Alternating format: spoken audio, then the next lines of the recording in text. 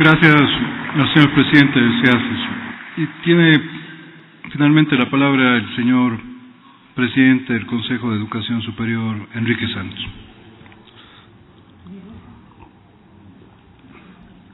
Muy buenos días, señor presidente y vicepresidentes de la Asamblea Nacional, asambleístas, miembros, funcionarios, colegas del CEACES y CENESID aquí presentes, señor presidente del CEACES, señor secretario nacional de la CENESID.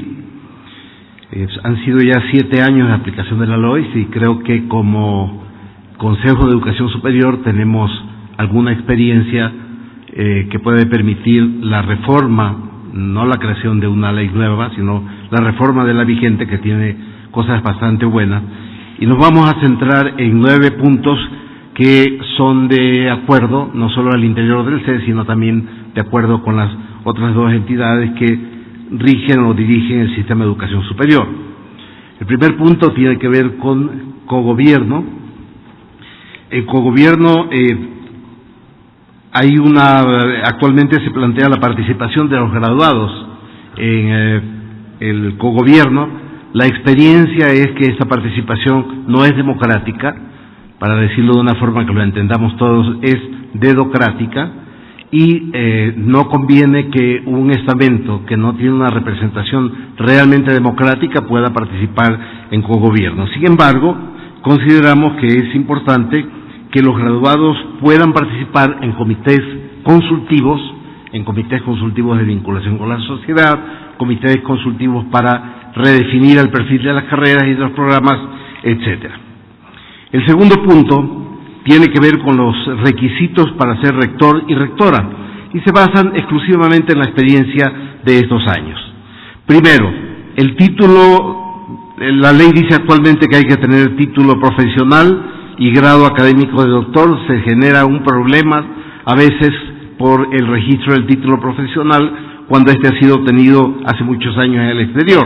Lo importante es el registro del título de doctor, y ese título de doctor debe estar registrado debidamente en la CENESID, que es lo que habilita a ese título para poder ejercer las actividades de docencia, investigación y de gestión universitaria.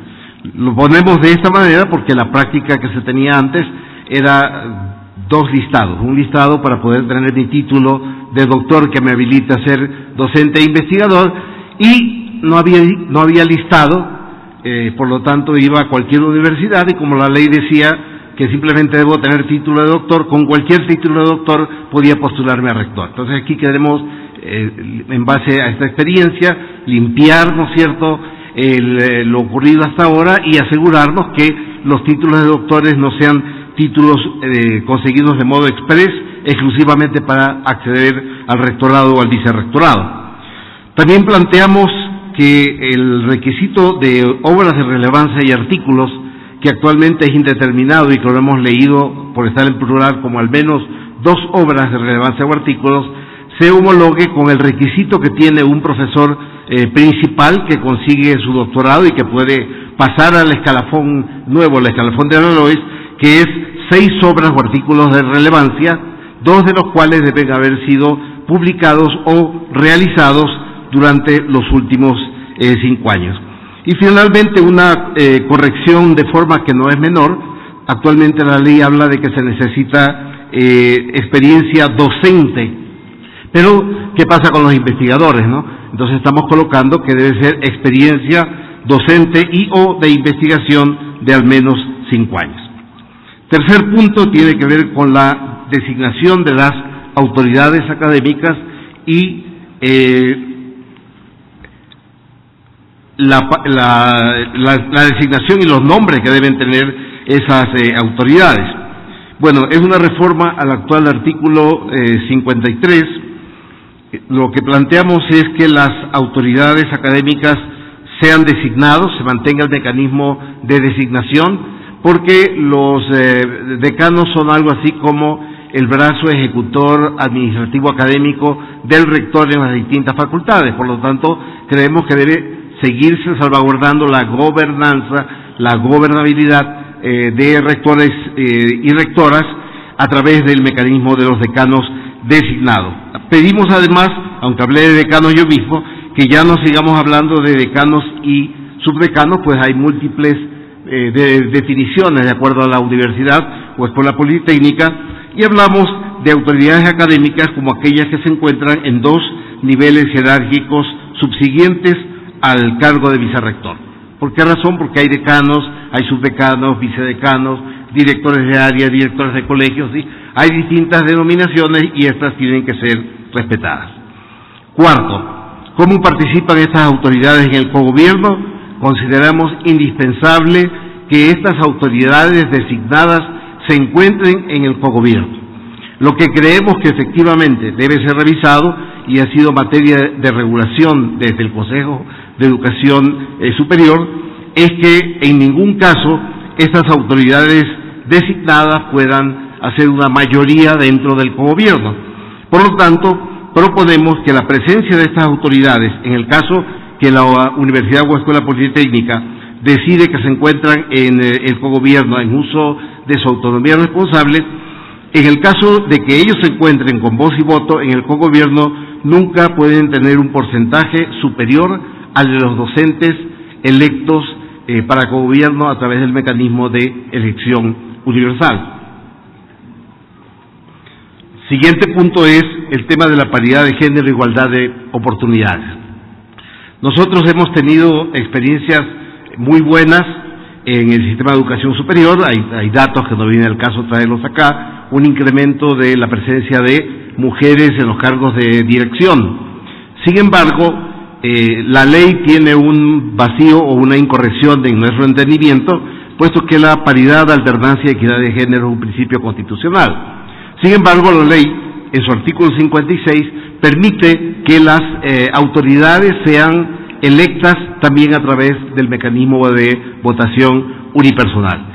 En nuestra opinión, eso no asegura la paridad de género. La única forma de asegurar paridad, alternancia y equidad es a través de listas o binomios.